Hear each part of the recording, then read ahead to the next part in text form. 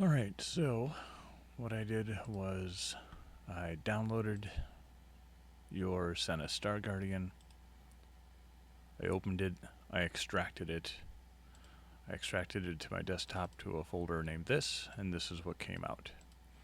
Inside files is each of the files. Okay, so if I start up SnapMaker Luban, which takes a few moments, and Luban is the software that I'm using. I don't know that it's for anything but SnapMaker brand 3D printers, but I would go here, arms times 2. Arms times 2 basically means there's one arm and you have to print it twice.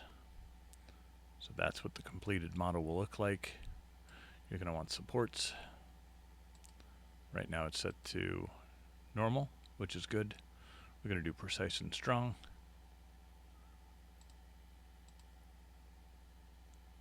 And we'll go ahead and kick it off. Generate the G-code.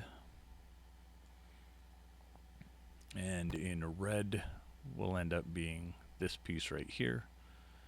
And in blue will end up being your supports. So this is real time. So it is actually creating the G-code file for you.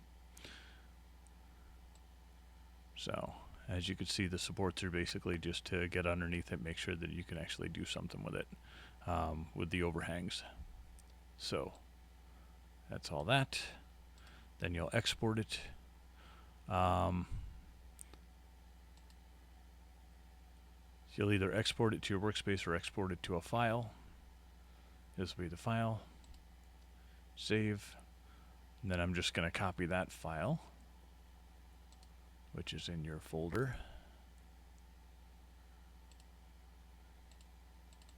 over to, here we go, this G-code file, and then I'm just going to copy that over to a smart disk